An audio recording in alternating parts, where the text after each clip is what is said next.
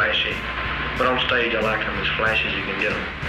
Because on stage your clothes play a very important part. Wherever Elvis went, there were riots. Young girls were trying to tear him to pieces. It was out front, in front of the stage, where all the chaos was. Elvis would create it by his movements on stage and his interplay with the audience and all. By 1955, a 20-year-old singer named Elvis Presley is hot in the Deep South. Elvis and his backup band play countless one-nighters, promoting their regional hits in places like Abilene, Texas, Leachville, Arkansas, and the Shreveport, Louisiana hayride. They were splitting the money. Scotty, Bill, and Elvis. He was getting 50, and they were splitting 50, which was 25 apiece. They were booking like $100 a day, $150 a day. Well, then they had to pay me and the car expenditures and the hotels and all that out of theirs. And we were driving all over to get that little old money. It's good, the people like it. As far as rock and roll goes, I really like it. I enjoy doing it, and the people have really accepted it great, and it just makes me want to knock myself out to keep giving them something to enjoy. On June 27th, Elvis arrives in the Gulf Coast city of Biloxi, Mississippi for 3 performances. In the audience the first night is 17-year-old Glenda Manduffy. The next day, Glenda calls her best friend June Wanico. Glenda is going to see Elvis again, and she wants June to come with her. I didn't even know who Elvis Presley was. And she called me and he was appearing at the Airmen's Club at Keesler Air Force Base in Biloxi. So she called. I already had a date. She said, I'll help cancel your date. He was just the best looking thing I had ever seen in my life. He really was. And so he took a break from playing. He only knew about, 7 or 8 songs. Glenda, my girlfriend, said, let's go over and talk to him. And I said, no, you can go over and talk to him if you want to, Glenda. I'm not going to go talk to him. And she said, well, let's go to the ladies' room. And so we had to pass right by Elvis. And she said, on the way back, let's stop and talk to him. And I don't know why I was playing hard to get or whatever, because we had made eye contact a few times while he was singing. And as we were passing by, he reached through the crowd and grabbed me by the arm. And he said, where are you going? You're not leaving, are you? And I said, no, I'm going back to my table. And I was really nervous then. He said, well, when I get through playing, how about you stick around for a little while and show me the town? And I said, Biloxi's a real small town. There's nothing to see in Biloxi. And he says, well, show me what there is. We're both looking out at the water and the moon, and he's kissing me on the back of my neck. And then he turned me to face him, and he said, why are you trembling? Silly question. I was trembling with excitement, you know. And I didn't even kiss anyone on the first date. But he was a marvelous kisser. Elvis had real soft, full lips. June gets home at dawn after a night of kissing and talking. She's never been out that late before. As she falls asleep, she wonders if she'll ever see Elvis Presley again. It's May 1956. June is working as a car hop and in a beauty salon. Her one night with Elvis is just a fading memory. She can't miss the fact, however, that the handsome singer she met at the airbase just a year before is now quite famous. He has the #1 record in the country and best-selling album. He's already made several network television appearances and even landed a movie deal. June and her friend Marie are on the way to Memphis for a vacation with 3 other girlfriends. When they arrive, Marie's first priority is to find Elvis's new house. I wanted to go to Florida, she wanted to go to Memphis. I didn't really know that the reason she wanted to go to Memphis was because Elvis lived in Memphis. So as soon as we got to Memphis, we went to down in the area where Elvis used to buy his clothes at Lansky Brothers, I think is the name of the store. And Marie asked one of the salesmen there what was Elvis's address. He gave her directions and he said, I'm sure Elvis wouldn't mind you going by to see his house because he's not in town. Elvis had recently moved himself and his parents into their first real home in a middle-class Memphis neighborhood. So we drove over to Audubon Drive, parked out in the front, and there was heavy-duty construction equipment parked in the backyard. And we figured he was having a pool put in, and we're still sitting in Marie's car. There's 5 of us girls that went. And we're debating on what kind of swimming pool he's going to have put in, guitar-shaped, whatever, you know. So I said, well, I'm going to go take a look. So I got out, the rest of the girls followed, and we're up just, you know, bigger than life, trespassing on Elvis's property. And I jumped up and was looking over the fence top like this, you know, looking at the pool. And it's a square pool. And the pink Cadillac drives in the driveway. And it was Elvis and his mother and father. Elvis's cousin had drowned, and Elvis was called home for the funeral. And he walks straight up to the fence and picks me up by the waist and puts me on the ground. He said, "What are you doing here, June?" And I said, "I'm on vacation with the girls, you know." And he had tried to call me when he came back to Biloxi, and I was never home. He wanted to know where we were going and did we have any plans, and we told him that we were going to see a movie that night. And my friend... They listened to blues records. Gladys Presley shows June how Elvis likes his fried chicken prepared. Elvis gets a long-distance call and asks June if she'd like to fly to Houston with him to pick up his new Cadillac. Gladys asks June how old she is. She doesn't want her son traveling with an underage girl. 18, June replies. It's June's first airplane ride. It's also her first night away from home with her boyfriend. Although booked in separate hotel rooms, they sleep in each other's arms. There was something about being with Elvis. I just trusted him that he would never do anything to hurt me or anything. The next day, Elvis and June drive the new Eldorado back to Memphis, top down. After 7 days of being in Memphis, we drove back to Biloxi. The city of Biloxi knew that I had had this long date in Memphis with Elvis.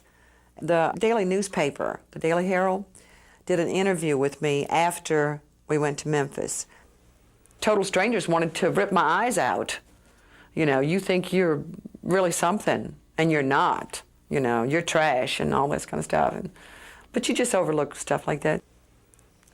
Elvis had said that he had a vacation coming up and he was going to come and spend it in Biloxi. And so sure enough, the first part of June, Elvis arrived in Biloxi. We had stayed in touch by phone, and I didn't really know when he was coming in. And he told my mother, he said, "Well, tell June I'm sorry I missed her, but I'm on my way to Florida where I can get some peace and quiet." So me and my girlfriend jump in her car, parked on a hillside that we could see all the traffic leaving Biloxi, so I could stop him. We sat there for a good 2 hours, no sign of Elvis. So when I get back home again, my mother is just frantic. She said, "Elvis has called here half a dozen times, wanting to know where you are." And I said, "Well, I've been trying to stop him from leaving town." Elvis tells the press he's heading for Florida, but his plan is to stay in Biloxi and spend time with June. Still, he can't get away from fans or reporters. That evening, Elvis and June are reunited at Coco's restaurant. Over dinner, Elvis relates his dilemma to June's mother's boyfriend, Eddie Bellman. Well, when I first met him, he had to leave the motel down here in Biloxi because of the fact that people found out he was there, and they kept coming by and banging on his door and everything. He was registered at the Sun and Sand Hotel under the name of Arthur Hooten, one of his buddies' names. That's a real name, Arthur Hooten. Rarely traveling alone, Elvis has come to Biloxi with Arthur, whose mother once worked with Elvis's mom. Red West, who it's said became Elvis's friend because he once stopped high school football players from giving Elvis a haircut in the locker room. And Elvis's cousin Gene Smith, who seems to just go where Elvis goes. So I said, "Elvis, I got a couple of houses, and I said, I can let you have one of them. If you and your friends want to stay there, you can come to the house and stay." I said, "It's already furnished and all." And he said, "I think that would be nice." And I took him in my car so people wouldn't recognize that Cadillac of his. Meanwhile, the press and the general public and everyone had figured out that he was there. The first thing you know, the crowd was all around the house, aggravating him. Come on out, Elvis, and give us your signature. Come on out and sing for us. He had no privacy there. He was trying to get a little rest and take a nap, and he just couldn't. So he said, Eddie, he said, I guess I'm going to have to go somewhere else. He rented a family-owned house, the Hack, H-A-C-K. So he leased the house for the summer, the Hack House. The luxury home is located a few miles outside of Biloxi in an upscale resort complex known as the Gulf Hills Dude Ranch. The reason Elvis had so much privacy in Gulf Hills was because it was so easy to get lost, and his house was out of the way. And that's where we would come and go from. Well, the rest of June and July. On July 1st, 1956, Elvis appears live on The Steve Allen Show. On the 4th, his concert in Memphis draws 13,000. The following Monday, Elvis is back in Biloxi, looking forward to spending a 3-week vacation with June. At Gulf Hills, Elvis and his entourage are away from fans and the press. June asks her friends Pat and Buddy, both crazy about Elvis, to join the group. In the evening, they all sing songs in the hotel lounge.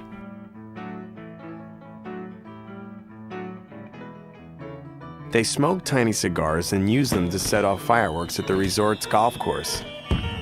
This results in a polite letter from the hotel manager pointing out it would be safer to explode fireworks on the beach.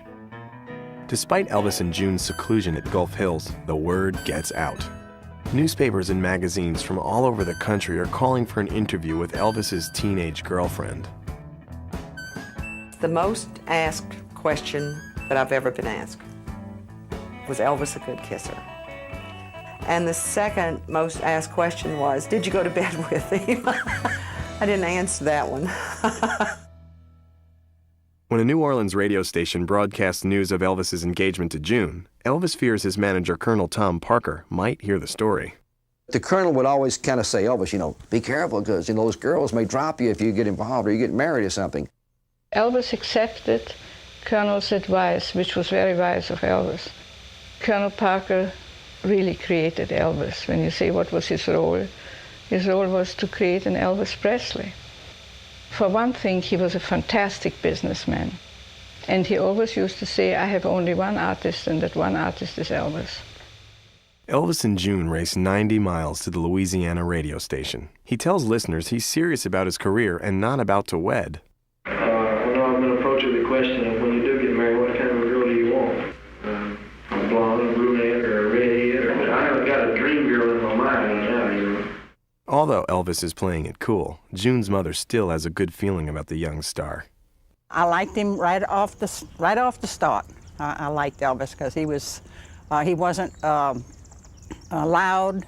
He didn't use any foul language, and he was just a fine, well-cut man. June's mother's boyfriend, Eddie Bellman, feels the same way. Eddie had not really kept up with Elvis's career or anything like that. He liked him as a young man because he respected his mother and father. Everything he said was yes, sir, and no, ma'am, and thank you, and please. And he was just a real Southern gentleman. And Eddie admired that, so he thought he would arrange a deep-sea fishing trip. He had a friend that had a charter boat. That was the first trip he'd ever been on as far as deep-sea fishing or any kind of fishing. So Elvis enjoyed it so much. On the way back to Biloxi, Elvis asked if I could arrange to get the boat again because he wanted to invite his mother and father down to go with us. He called them long distance. We were all in the room with him. And he said, I want y'all to come down Saturday morning and go fishing. His mother and father came down the next day, and I met him. We met the mother and the daddy, Mr. and Miss Presley, on a Friday night, and they didn't know how to get to Gulf Hills. I said, I'm June's mother. This is Mr. Bellman, and y'all follow us, and we'll take you to Elvis. Who else has a pink Cadillac but the Presleys? It's Friday the 13th, the day RCA releases Hound Dog and Don't Be Cruel.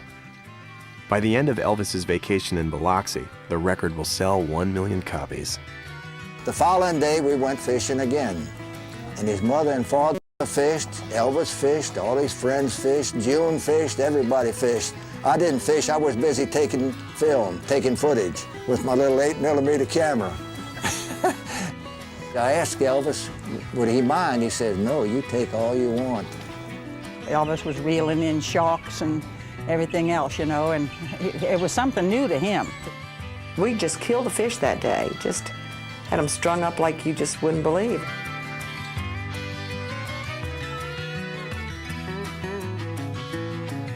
I think Mrs. Presley brought a jar of peanut butter. She brought bananas too. Somehow during the day, she managed to make him a peanut butter and banana sandwich, which we all came to call an Elvis Presley sandwich. His mother was looking after Elvis like he was a young child, and she kept bringing him peanut butter sandwiches while he was fishing. And she was handing it to him and feeding him while he was fishing, and that's a fact. It's on the film, all that's on the film. Before he started eating, she was holding it for him to take bites, evidently. She wasn't feeding him fast enough or something, so he took it and was eating it. Fishy hands and everything. I brought a bunch of German officers' caps back from Germany with me during World War II, and I gave them to Elvis and all his friends. And Eddie, knowing that we should have had hats on to be out in the hot sun that length of time, brought those hats for us to put on to fish to keep the sun out of our faces. They put on the caps and they started singing on the boat here. I think they sang Hound Dog and Don't Be Cruel, and that's two I remember. That stick is a boom on top of the boat, and it looked like a giant microphone. He was just standing up there and he saw this big thing, and he went behind it and started pretending he was singing into this tall microphone. And it wasn't, it was just the boom on the boat. It was funny. Elvis was funny. Elvis and June don't care much about their lack of privacy. Could life get any better? I'm making a 5-minute appearance at my shoe department. I had a ladies' shoe department and a ladies' wear store. I had a leased shoe department. And he said, sure, Eddie, I'll be glad to come by. So people started pouring in down here from all directions. They had the whole police department out there directing traffic, and they had to let them in and shift. And they liked to tore the man's store up, but he didn't mind that. He got so much good publicity, he didn't mind that at all. The man that owned the store that I leased the department from, he said, let's give Elvis a present. I said, that's not necessary. I said, he's doing this because I took him on a couple of fishing trips. And I said, he's not expecting it. He said, let's give him something anyway. I said, well, if you want to give him something, I said, let's give him a shotgun. So I went up to a sporting goods store. I got a 410 gauge Winchester pump. Fine little gun. And we presented that to Elvis, and boy, he was just as happy as a child eating ice cream, you know. I brought some skeet targets out to Gulf Hills, and he did pretty good. He missed a few, but he hit a little more than he missed. And he let his friends shoot and all that, and we just had a ball. Somebody brought a BB gun up there, and everybody started shooting the BB gun, and he held a cigarette paper in his hand like that to let somebody with the BB gun to shoot the paper out of his hand. He did, that's a fact. And luckily the guy didn't hit his thumb. The days drift by lazily at Gulf Hills. Elvis and June are happy together. They have all the time in the world, it seems, to be with one another. Elvis loves being with this small-town girl and looks for ways to show it. One day, he commissions the famous Gulf Coast artist Harry Reeks to do a portrait of each of them. And Elvis was not too pleased with it and said that it didn't do me justice. And Mr. Reeks, he was such a sweet gentleman, he said, well, it's hard to capture that much beauty. But Elvis patiently sat for this one for about a good 45 minutes. He had gotten in a big box of souvenirs that Colonel Parker used to peddle, and he reached in and took out this pink scarf and draped it around my neck and pretended to be strangling me with it. With Elvis and June caught up in such simple pleasures, who would suspect Elvis Presley is on the verge of becoming the most famous entertainer in the world? He was really and truly a young boy. He had a serious side to his nature. I think he took his art seriously, but he didn't take himself seriously. He liked fun, and he liked good times, and he liked people. He just liked to rock and roll. You know, it don't take long to get sunburned out here if you're not accustomed to it. And if you're fair-skinned like he was sort of fair-skinned. He had a shirt on and a life jacket because of that, because he had gotten sunburned. While Elvis water skis, June gets a skiing lesson. When Elvis doesn't see her watching him, he becomes irritated. He was very jealous, very possessive. He wanted me right next to him at all times. We never did really fight. Never did. And if we did have an argument or a disagreement, Elvis would take me away from the crew of friends in someplace private and apologize. The Hack House, the house that he rented for the summer, had a big front lawn that was kind of like a sloping hillside with nice clean cut grass and everything.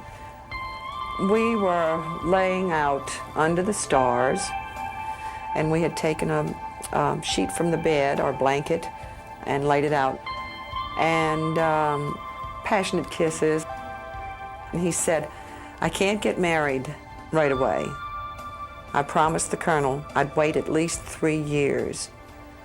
And he said, "Will you wait 3 years for me, June?" And I said, "Sure, I'll wait."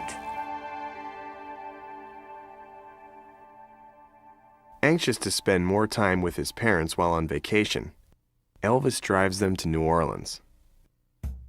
June sits in the back with Elvis's mom. Elvis went unrecognized. He had on a silly little hat and sunglasses, and this one little teenage girl tapped him on the shoulder, and he thought, "Oh, goodness." And he turned around and she said, "Mister, will you take a picture of us?"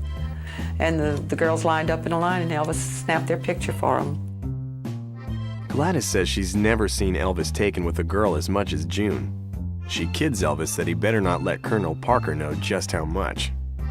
Too shy to call Mrs. Presley Gladys, June calls her Lovey, from her middle name Love. Gladys affectionately calls June Satnin. Mrs. Presley was admiring the houses. Mr. Presley would rather just watch where he's going than look at anything.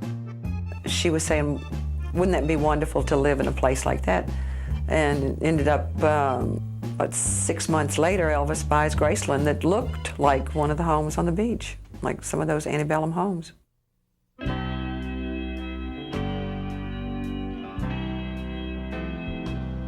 We were passing the cemetery, and she said, "That's the prettiest cemetery I've ever seen in my life. Stop and take a ride around and go." This was the cemetery in Metairie. She told Elvis that she said she would like to be, not to be put in the ground, she would like to be put in a tomb like that one of these days. And he just said, "It's time to go get back in the car. We're not going to talk about this. We're not even going to be here." Elvis loved his mother dearly. A lot of Southern guys are like that. When I first went on the road with Elvis, she would tell me, she would say, "George, now, you look after my son. You make sure that he calls home and talks to me, and remind him to call me every night." When he first started, it gave him tremendous pleasure to get her everything that was beautiful. He was very close and very devoted to his mother because she believed in him. It was the most tragic thing in his life when Gladys passed away. He wasn't the same after that. In the middle of his Biloxi vacation, Elvis returns to Memphis saying he has business to take care of. June wonders if it's to see Barbara Hearn, his much-publicized other girlfriend. She doesn't ask. Exhausted, June catches up on sleep. A few days later, Elvis is back, knocking on her door. Elvis spent quite a bit of time at June's mother's house there, you know. When he wasn't over at Gulf Hills, he'd be there. Well, I remember him coming here one day, and a lady called on the phone, and she had a little girl that had leukemia. And the little girl was crazy about Elvis.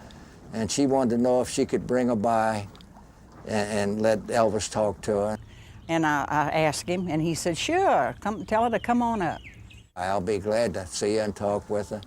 They came on in the house and met Elvis, and he said, we don't want to be disturbed, and we don't want to be bothered with anybody, because that's mine and Carol's time. And she was thrilled that he spent that much time with her, and it wasn't but about maybe a month or so that she had passed away. But she had got her wish to, you know, to be with Elvis. I had received a copy of The Prophet for a graduation gift. And I had gotten so much out of this book. When you read this, it gives you a different way to look at different things. One night when he brought me home from Gulf Hills, I should say 1 a.m. because it was usually a.m., sometimes as late as 6 a.m. when I'd finally get in. And I ran inside and got him a copy of my copy of The Prophet. And I said, read this. So he just took it from me without saying anything. And when he came back to my house, he had read most of The Prophet. And it brought a calm over him that was just unbelievable. And he said, I love the book. I love the book. Can I keep it? And I said, it's yours.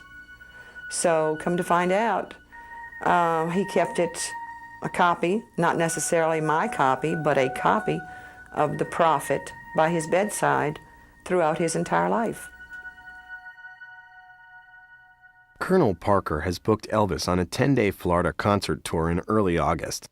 After that, Elvis is to begin filming his first motion picture, Love Me Tender, in Hollywood.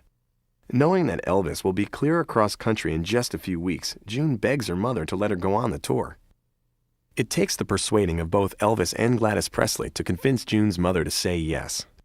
The night before they leave for Florida, Elvis and June stay together until morning in Elvis's bedroom at Gulf Hills. It's not for lack of desire that June stays a virgin. It's funny because things were different than they are today. You know, you had people with, you know, there were only a few bad girls in the whole school, you know, if you know what I'm talking about. According to June, Elvis is often the one to stop short of going all the way. In an era where premarital sex is less accepted, June believes that Elvis expects to marry a virgin. To make June less conspicuous to Colonel Parker on the Florida trip, Elvis suggests she ride with her friends Pat and Buddy, who are also invited to go along. On tour, Elvis plays back-to-back concerts, all filled to standing room capacity. June, Pat, and Buddy watch Elvis from the wings. It's the first time June has seen Elvis perform since the night they met. She can't help feeling jealous when she sees thousands of screaming girls competing for Elvis's attention. When June asks how he feels about the affection of so many females, he tells her they don't love me. They love the idea of me. With the press and the colonel lurking in the hotel, June returns to her room each night. Elvis later sneaks down the hall to join her secretly. Much to Colonel Parker's irritation, the press quickly figures out that June is traveling with Elvis. The colonel did not approve of girls in Elvis's room because he was afraid that they would that something would happen and it would be bad publicity. I don't think it was so much that he didn't like June, he just didn't want Elvis to get involved with a lady that early in his career. He gave me some pretty dirty looks from time to time. Colonel Parker, being the snake that he was, I just smiled. And nobody really liked him, but you tolerate him, you know. He knew what he could get for Elvis. The colonel is furious when he sees a feature article quoting June's mother saying Elvis will marry June in 3 years. He demands that Elvis do something immediately about the bad press. Elvis quickly concocts a story for the Miami Herald, saying he has not one, but 25 steady girlfriends. Elvis orders June to keep her mother quiet. He later apologizes, saying he feels he's losing control of his life. June wonders why Elvis won't just stand up to the colonel if he loves her so much. He'd come to me, I mean, even early days, and say, Colonel wants me to do this, he wants me to, I don't want so-and-so. I said, well, tell him. You know, I said, sit down and tell him why you don't want to. Oh, no, I made a deal with him. He's going to take care of this, and I'll take care of the singing. Elvis is also agitated about other things. He was upset because people were saying that he was a child of the devil, and, you know, and he was leading our children. He just wanted people to like him. After the final show of the tour, June misses her ride and doesn't get back to Elvis's hotel suite for an hour. She finds him in bed in a cold sweat, still dressed. He's just awoken from a nightmare. He says he dreamed he saw himself in a coffin. His mother was standing over him crying. Elvis holds June close. She fears something bad is about to happen. On August 20th, Elvis Presley begins filming his first motion picture. Elvis would go to the movie theater when he was young, and he would study the actors, how they acted on the screen and what they wore and the looks that they used. He was looking forward to it. He loved movies. As much as Elvis loves the cinema, Hollywood turns out to be a different place than he expected. He misses June. He sends her telegrams and even invites her to California. He was very intimidated. He was just a small-town country boy, and, you know, and Hollywood's a different city all on its own and everything, and a lot of people telling you exactly what to do, and he was so anxious to please. And Elvis's only real problem that he had out there was he wanted it to be a straight acting part with no songs. And they did come up and with one song, and he agreed that he would sing the song, but it wouldn't show him singing it. It was going to be playing in the background with his voice. He would not be singing it on screen. And he said, but it's a nice song. He sang it to me over the phone, and that was, it used to be called Orally, and they changed it to Love Me Tender. He was pleased with the song. He was not pleased, however, when they decided to make him into a little stage performer in the movie. It was just like Sinatra was. They found a niche in Hollywood, and he fit perfectly into that niche. I think the main reason that he was so upset about singing was because he hated musicals. When we went to see The King and I in Biloxi, and Yul Brynner would turn to Deborah Kerr, and instead of saying, I love you, he would start singing, and Elvis would say, I can't stand it, you know, let's get the hell out of here. And so we walked out on The King and I. But he hated musicals, he really did. Colonel Parker, he wasn't really artistic-minded. He said all Hollywood is interested in is making money. And my boy, he called him Elvis, my boy, said, my boy's making a lot of money. That's why we're still making these pictures, and we're not going to change until this format runs out.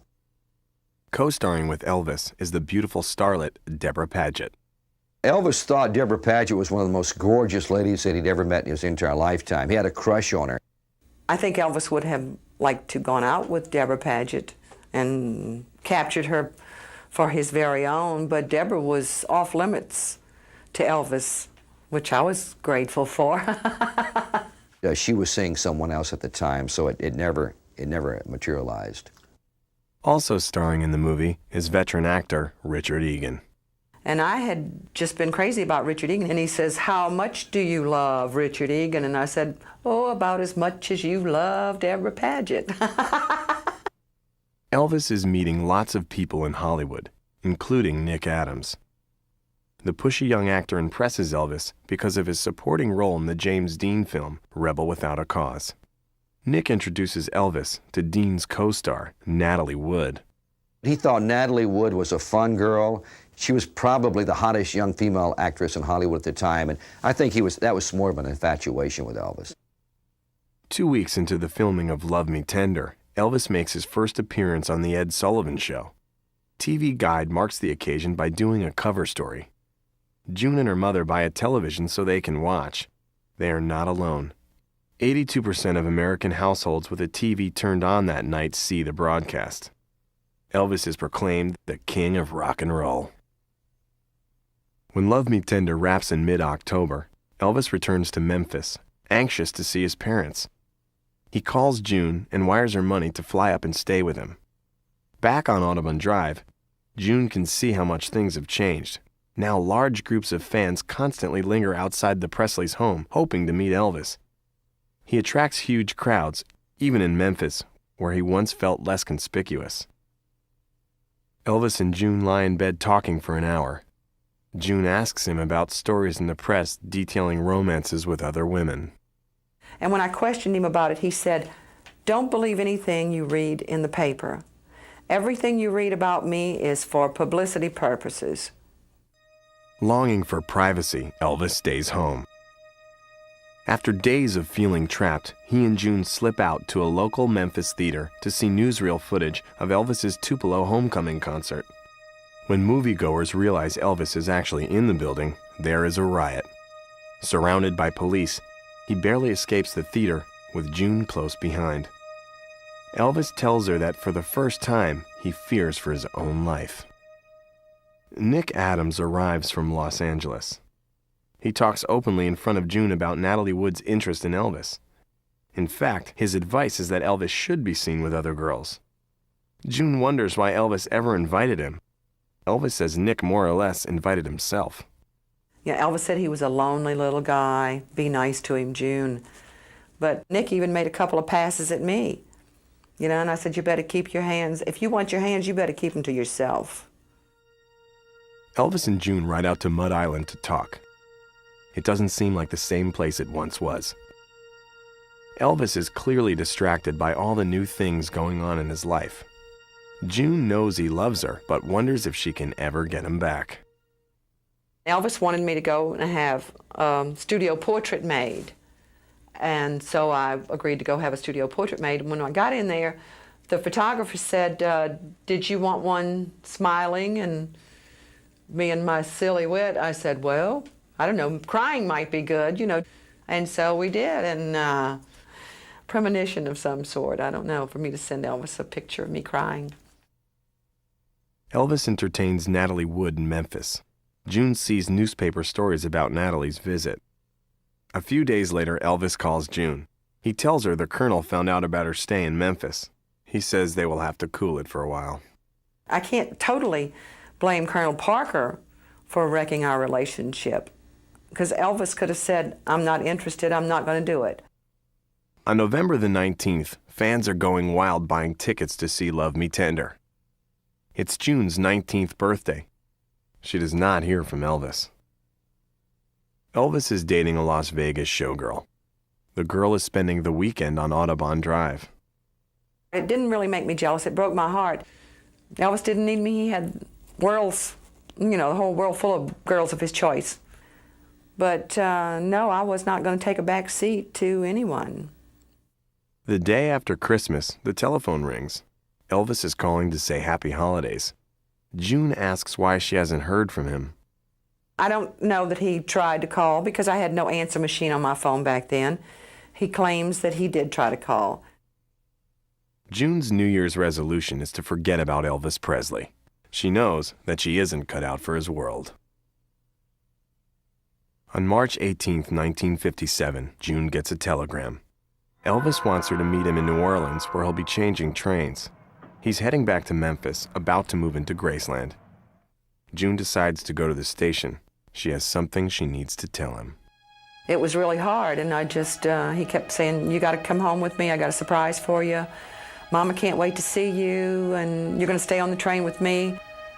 He was just ranting on, and I said, I can't go with you, I'm engaged to be married. And I'm telling Elvis Presley that I have met someone and I'm engaged to be married, and I hope it hurts him, you know. I just blurted it out, I didn't know how else to tell him, and he just looked at me. So that's how we said goodbye.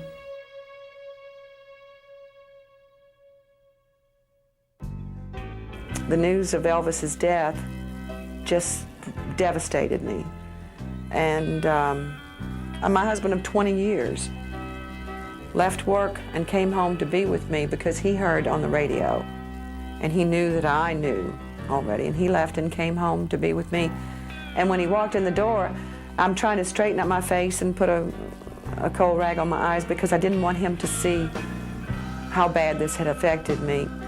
And he just put his arms around me and he said, "It's okay to cry, hon. I know how close you were to Elvis."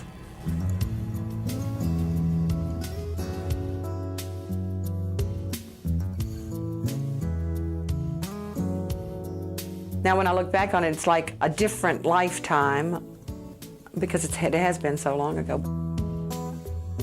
But I was a little stubborn, a little hard-headed, and I was not going to allow anyone to break my heart. And so it's probably a combination of me, Elvis, and Colonel Parker, you know, that ended our relationship. But it was cherished memories.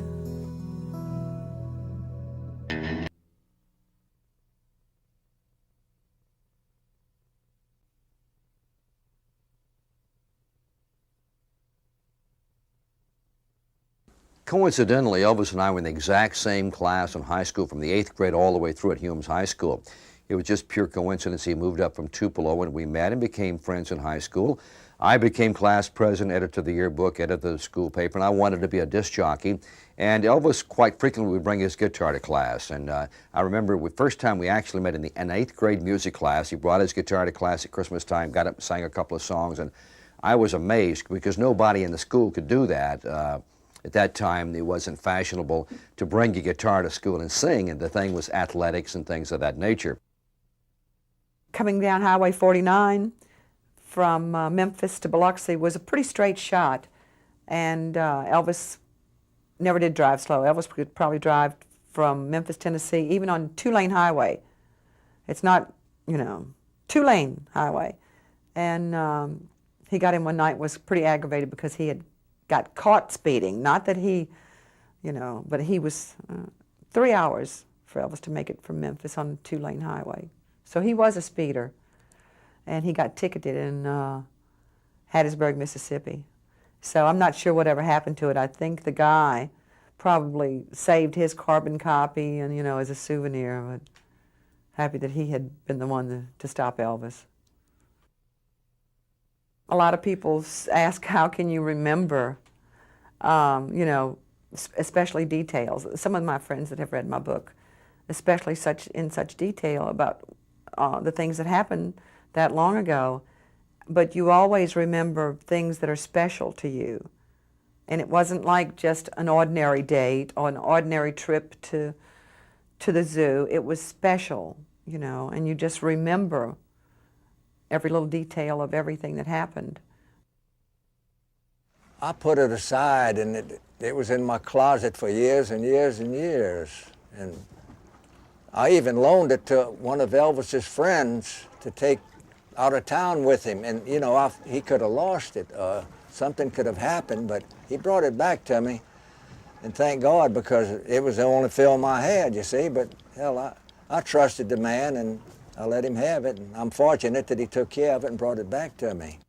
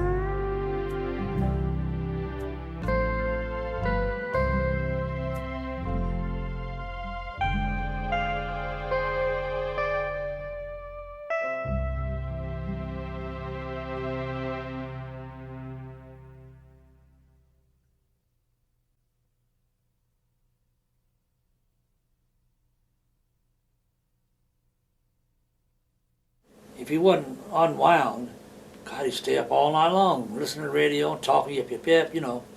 So we had to drive most of the time. So we had to kind of unwind him somehow or another. And we'd walk down the road with him maybe a mile or so, and then they'd come pick us up. They'd get through eating and drinking their coffee, Scotty and Bill, whoever was turn, you know. And they'd pick us up down the road, and he'd get in the back seat, he'd go right to sleep. Elvis loved automobiles. He was a car fanatic. He once said he couldn't drive by a showroom or a car lot without stopping and looking. And that all stemmed from the fact that when we were very young, we couldn't afford nice cars. And many times he would tell me that you're sitting on a curb, and he would stand on the corner and watch all the beautiful cars go by and say, one of these days I'm going to own that big car. I'm going to have that beautiful automobile. And that's what that stemmed from. Elvis loved to ride motorcycles, and there again, that stemmed from the fact that he couldn't really afford a big Harley when he was young. The Harley Davidson were the big bikes when we were all teenagers, and we would all marvel at, whoa, gee, look at that bike. Oh, what a Harley. That was the big deal. Well, when he became famous and wealthy enough to afford those bikes, he went out and bought them and loved to ride them. It was just developing where the fans were starting to go crazy.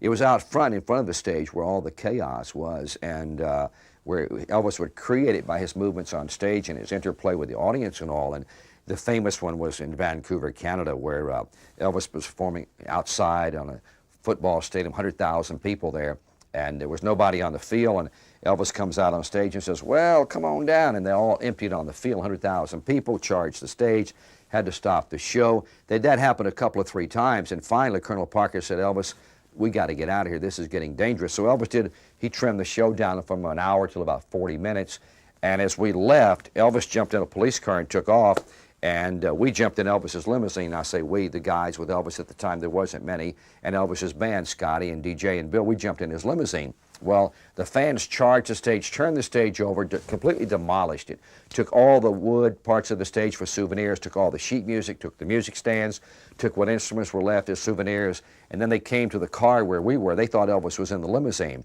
but he wasn't. He'd already got away. And they were looking in there, and they said, well, Elvis, and we said, he's not in here. He's not. We're hollering through the window because we had the windows rolled up.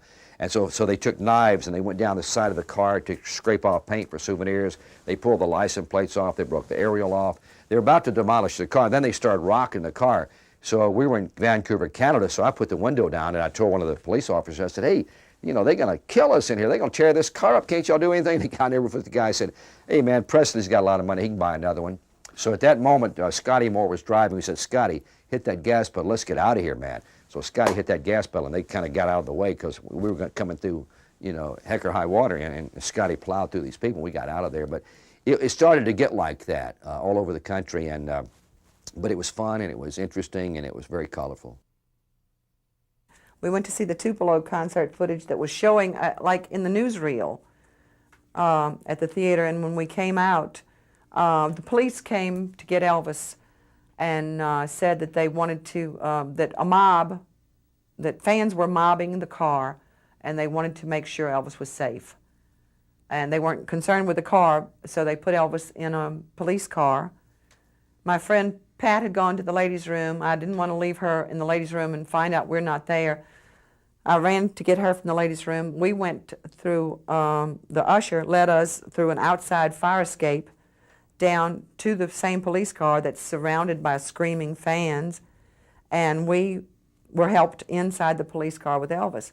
And later on that night, we went and picked up the car that had been, strips of leather upholstery had been cut out of it, just a mess. And on the way home, his mother didn't want us to go because he had had a fight with a service station attendant, and she was afraid that somebody was going to kill her son, or hurt him, and she didn't want him out in public. And I promised her I would take good care of him, make sure nothing. So on the way home, we concocted stories about what we were going to tell Mrs. Presley about what happened to the car, because she would have just really went off the deep end. So Elvis brought the car to Dewey Phillips' house and let it stay until it underwent repairs. And the next morning when the paper came out talking about the car being mobbed and everything, Mr. Presley got the page that article was on and managed to get rid of it out of the paper because they read the paper every morning. So she never did really know anything about that, what happened with the car.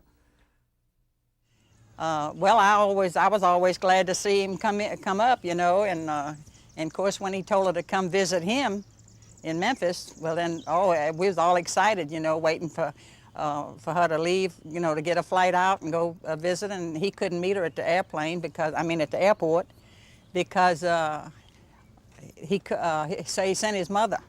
She went to the airport to pick June up, and she said, Elvis has got a surprise for you. And she said, what is that? She said, he's got a new little donkey, and I know you're dying to see it.